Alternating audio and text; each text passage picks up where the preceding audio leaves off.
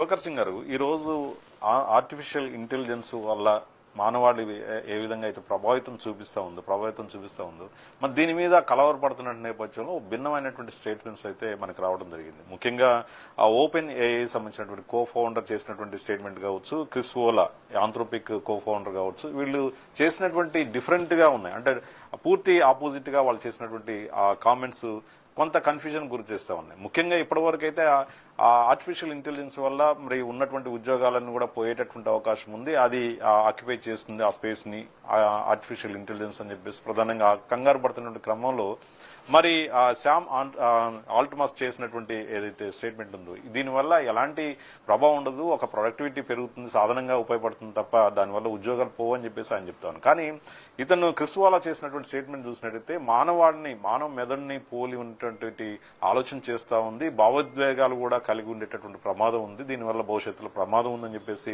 ఆయన స్టేట్మెంట్ చేస్తా ఉన్నాడు. ఎలా ఉంటుందంటారు ఇది? ఇద్దరు దిగ్గజాలు ఏఐలో చాలా పెద్ద మార్పుకు నాంది పలికారు. ముందు ఓపెన్ ఏఐ లాంచ్ చేసి చాట్ జీపీటీ ద్వారా చాలా రెవల్యూషన్ తీసుకొని వచ్చి చాలా వరకు కన్వెన్షనల్ జాబ్స్ ని హ్యూమన్ ఇంటర్ఫరెన్స్ తగ్గించే విధంగా ప్రోడక్ట్స్ తీసుకొచ్చారు. కానీ దాన్ని మించి ఈరోజు క్లౌడ్, ఆంథ్రోపిక్ వీళ్ళ ప్రోడక్ట్స్ ఏప్రిల్లో they have beaten open AI revenues $30 billion కి ఏప్రిల్లో వెళ్ళిపోయాయి. అయితే ఇది ఇద్దరు దిగ్గజాల మధ్యలో ఉన్న కాంపిటీషన్. ఎందుకంటే ఈ స్టేట్మెంట్ చేసిన మన person who is Sam Altman చేసింది ఇన్ రిఫరెన్స్ విత్ ఆయనకంటే ముందు చేసిన క్లౌడ్ క్రిస్ స్టేట్మెంట్ కి కాంట్రడిక్షన్ గా ఇచ్చారు. అయితే రియాలిటీ మనం ముందు నుంచి చెప్పేది ఏంటంటే AI will not remove the jobs. The people who learn AI tools will remove the existing jobs. ఉన్న విధానంగా మీరు ఏదైతే గత 15 సంవత్సరాలుగా 20 సంవత్సరాలుగా ఒక కోడింగ్ మెథడాలజీ ఒక విధంగా ఒక స్ట్రక్చర్ లో పనిచేస్తున్నారో ఆ స్ట్రక్చర్స్ అన్ని మారిపోతాయి, కొత్త టైటిల్స్ వస్తాయి, కొత్త విధానాలుగా. ఇప్పుడు ఇంతకు ముందు స్పీకర్ చెప్పినట్టు కొలన్ గారు, ఆ మోడల్ ఏంటంటే మ్యాషిన్ స్టార్టెడ్ లెర్నింగ్. మ్యాషిన్స్ మనం చేసిన పనిని తను లెర్న్ చేసుకొని మళ్ళీ అవుట్పుట్ ఇస్తుంది. మళ్ళీ మనం human and top of A loop అంటాం మనం.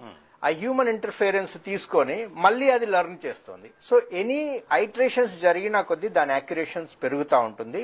సో ఇక్కడ కొత్త విధాలైనటువంటి జాబ్స్ ప్రతి ఇండస్ట్రీ వర్టికల్లో ఆటోమేషన్ చేయడానికి జాబ్స్ వస్తాయి. ఈ జాబ్స్ కి నెక్స్ట్ 4-5 ఇయర్స్ వరకు చాలా డిమాండ్ ఉంటుంది, కొత్త విధానాలు వస్తున్నాయి. దాని తర్వాత ఎలా ఉంటుంది అనేది ఒక డిఫరెంట్ మోడల్. అది ఆటోమేట్ అయిపోయిన తర్వాత వాటిని మెయింటైన్ చేయడము, వాటిని సూపర్వైజ్ చేయడము, వాటిని ఇంప్రూవైజ్ చేయడము, వీటి మీద ఎంప్లాయ్మెంట్ ఉంటుంది. ఎంప్లాయ్మెంట్ తగ్గే అవకాశాలు లేవు. ప్రతిసారి సాంకేతిక విప్లవం జరిగినప్పుడు ఇనిషియల్ గా భయపడతారు. అది ప్రతిసారి అంతే. కంప్యూటర్ వచ్చినప్పుడు, మొబైల్ వచ్చినప్పుడు, అంతకుముందు ఇండస్ట్రీ నుంచి ఐటీ రివల్యూషన్ జరిగినప్పుడు కూడా ముందుగా భయపెడతారు. కానీ అది ఎలాగైతే ట్రాన్స్ఫార్మ్ అవుతుందో ఆ ప్రకారంగా కొత్త టైటిల్స్, కొత్త విధమైన జాబ్స్, కొత్త ఆపరేషనల్ మోడల్స్ వస్తాయి.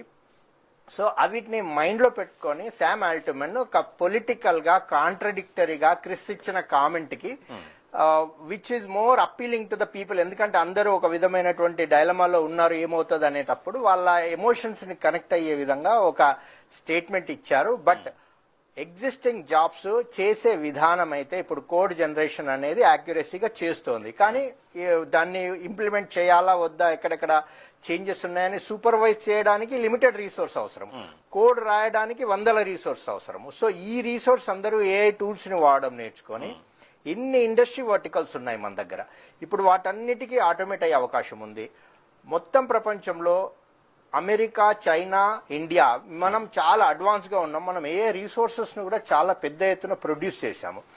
ఇంకా 195 కంట్రీస్ లో ఇంకా వాళ్ళు మెల్లిమెల్లిగా వస్తున్నారు. సో ఇప్పుడు మనం అన్ని మోడల్స్ కి, అన్ని ఇండస్ట్రీ వర్టికల్స్ కి చాలా ఆటోమేషన్ అయ్యే అవకాశం ఉంది. శామ్ ఆల్ట్మన్ చేసినటువంటి స్టేట్మెంట్ ని ఒకసారి పరిశీలన తీసుకుంటే ఆయన తీసుకొచ్చినటువంటి చాట్ జీపీటీ వల్ల మరి చాట్ జీపీటీ అనేది ఉత్పాదకతను పెంచేటటువంటి ప్రొడక్టివిటీగా ఉన్నటువంటి పరిస్థితి ఉంది.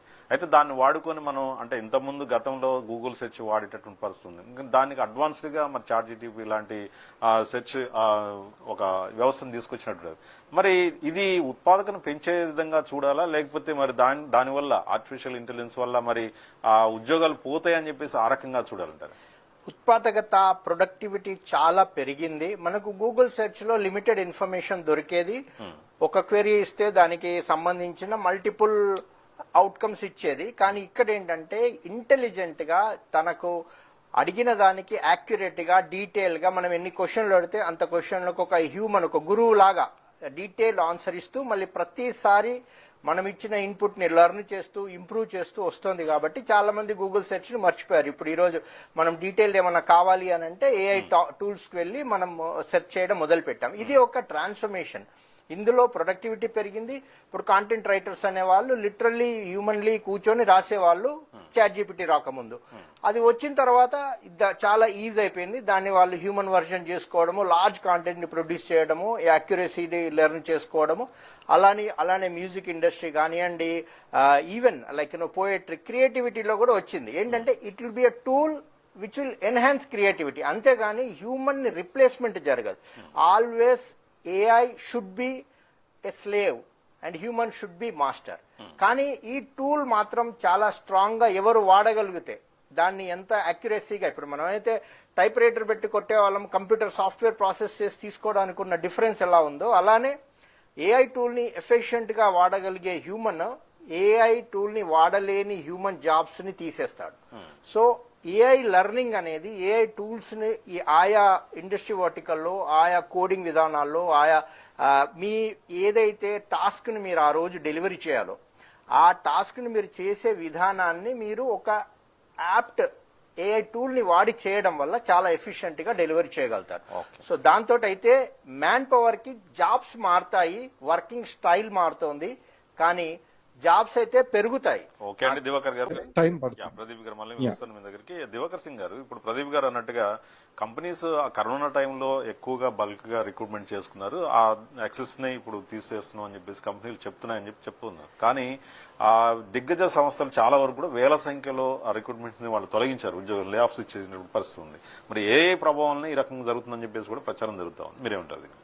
ఇది ముమ్మాటికి ఏఐ ఇంపాక్ట్ ఉందండి. ఇప్పుడు ఒరాకిల్ కానీ రీసెంట్ గా మెటా వాళ్ళు కూడా 8,000 మందిని తీశారు, ఇంకా 16,000 మందిని తీయడానికి సిద్ధంగా ఉన్నారు. చాలా కంపెనీస్, ఎందుకంటే వీళ్ళందరూ, అంటే నాదొక పర్స్పెక్టివ్, వీళ్ళందరూ ఒక 1000 కంపెనీలు top IT companies including Indian companies వెళ్ళి క్లాడ్ కి మిలియన్స్ ఆఫ్ డాలర్స్ కట్టేశారు ఫర్ సబ్స్క్రిప్షన్స్.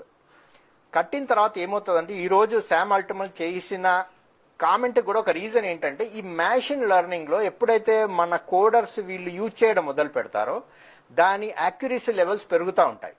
సో ఇప్పుడు అదే స్పీడ్ లో ఈ కంపెనీ వాళ్ళందరూ మన కోడర్స్ అందరూ పని చేస్తూ వెళ్తే ఫాస్ట్ గా అది ఇంకా యాక్యురేట్ గా పెరిగిపోయి చాలా స్టాండర్డ్ కోడ్ డెలివర్ చేయడము, చాలా ఐటరేషన్, అంటే మ్యాషిన్ లెర్నింగ్ ఎలా ఉంటుందంటే నెంబర్ ఆఫ్ ఐటరేషన్స్ వల్ల ఇంప్రూవ్ అవుతుంది.